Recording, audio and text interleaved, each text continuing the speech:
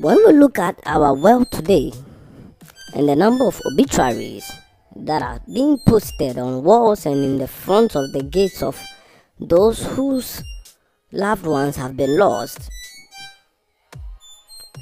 you would notice that there's a certain age range at which the people are dying.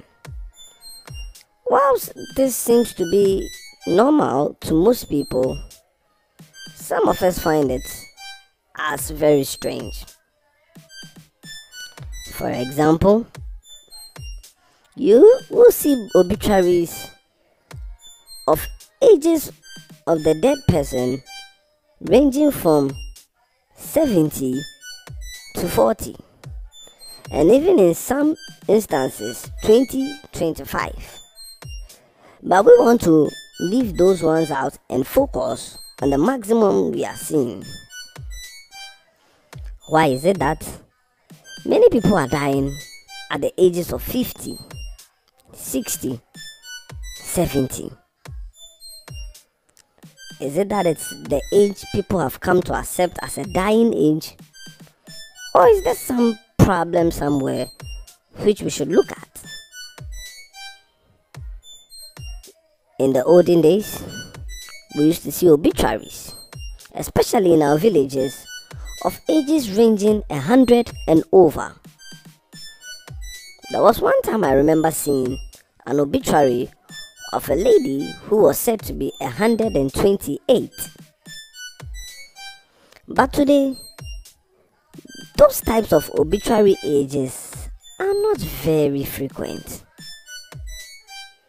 Even when you walk through the cities and you look around, these obituaries with their funny things on them, you see the numbers of the ages and you are wondering if it is supposed to be so. You see people leaving this world at 50, 40, 30, sometimes 60, and even in some instances 23, 24, 28. This cannot be normal, and the ages at which people die have to be looked at. What is the problem? And why are we not seeing the hundreds anymore?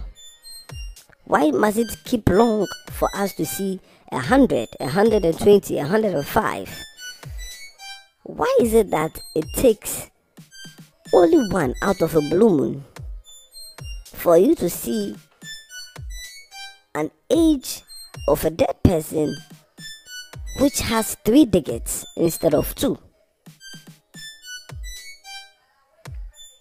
What food are those people eating that is different from the food of those who die below 70?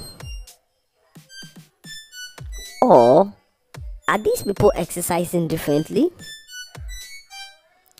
Or could it be that these people have special people taking care of them, keeping them alive to that age? Or is it just because they are blessed above other people?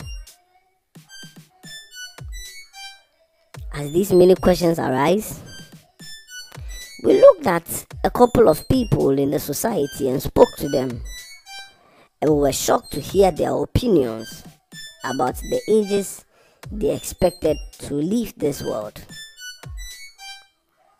Some people said 70 would be okay for them, and it seems like 70 has become the norm for most people. There was one man who said if he reaches 70, he is okay. And we were shocked. I particularly was shocked that he didn't want to go beyond 70 and he was just okay with 70. And then we met one particular young boy who was like, after 50, life will not be very enjoyable for him because the way he plans on spending his life and chilling, after 50 he might not really enjoy it that way. So he just wants to enjoy from now till he's 50 years old and then leave the world. Whilst I couldn't believe my ears, I had to. Because there are people whose focus is on having the best during their youthful ages and enjoying all the pleasures of the world. And this gives them the notion that after they reach the age of 50, where it looks like they may become weaker, or they may not have those desires and taste for the things they really love and desire in their young ages of 20 and 30, they decide that after those ages, after the ages of 50, it is not really necessary to live life anymore, because they are just seeing the same thing happen over again, and they don't really have the chance to, feel things they used to feel when they were much younger. But is life only about enjoying the things you can enjoy during your youthful ages? Shouldn't it be far more than that?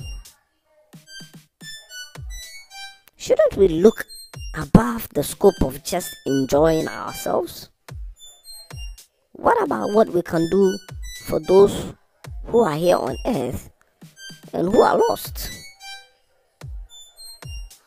What about what we can do to make a difference in the nation and to help certain people who have no hopes at all? Maybe it's because people focus on themselves only, and this is the reasons why they expect to pass out after they themselves have had the enjoyment they desire. But when a person puts it on his mind to not only enjoy himself but to help others, he will expect to live longer after his enjoyment has been done, so that he could be able to fulfill the other part of making other people also enjoy this life. As we went through these obituaries, looking and reading at the things that were on them, we did not understand how these people were losing their lives. Or some were written on the obituary posters showing that the incidents happened in hospitals. Some gave rather scary images of how this happened, and others made no mention of what took the person away at all. You see writings like "what a shock," and behind it, below it, you see things like "which happened at 37 military hospital." You can see something written on an obituary like "you too," or something like "oh, gone too soon." Whilst we were seeing funny things on these posters, we were shocked. We didn't understand whether it was now a culture of writing these phrases that describe the departure of those loved ones.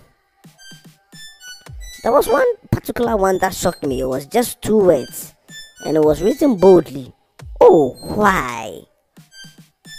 That was all. "Oh, why?" Wow. People have very humorous ways of their descriptions, and I don't know if it's only in this country or if it's the same in other nations too. But before we continue and go ahead, let's go back to the ages and see how come those who came years before even our great grandmothers were known to live for that long. There are some who actually could have lived longer than they actually lived to, but because they were tired of being carried here and there, they actually permitted themselves to die. We heard a story of a woman who lived about 120, and according to what her grandchildren said, the woman claimed she was tired of being carried around and being treated like a baby. According to them, she had no illness at all. She had no sign of anyone who was about to pass away. But after telling her children and her grandchildren that she wanted to leave the world, one day they went and she was just perfectly asleep. They woke her up and they found out she had passed on. Now, while this seemed to be a shock to me, I wanted to find out from the listeners if we have the chance to leave the world just like that without going through any sickness and death or torture. I mean, this is a story of what happened to someone's grandmother, and she didn't have any illness at all. She just had to go because she felt she had finished her duties here on earth, and she didn't like being treated like a baby, being carried here and there, being treated. She actually died because she wanted to die, not because it was a painful thing or because she had to go through a series of accidents or all these things that happen that take people away. This was one of the first times we were hearing some story like this.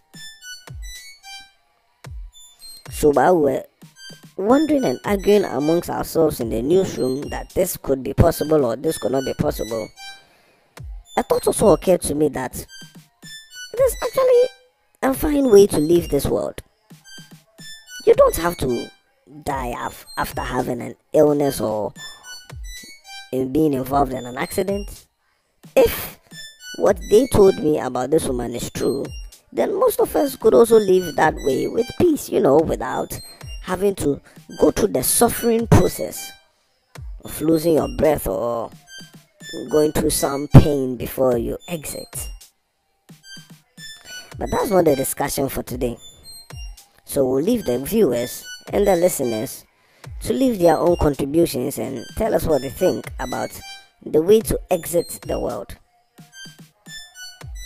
And then one other thing that we noticed about the obituaries was that it seemed like the women were living longer than the men.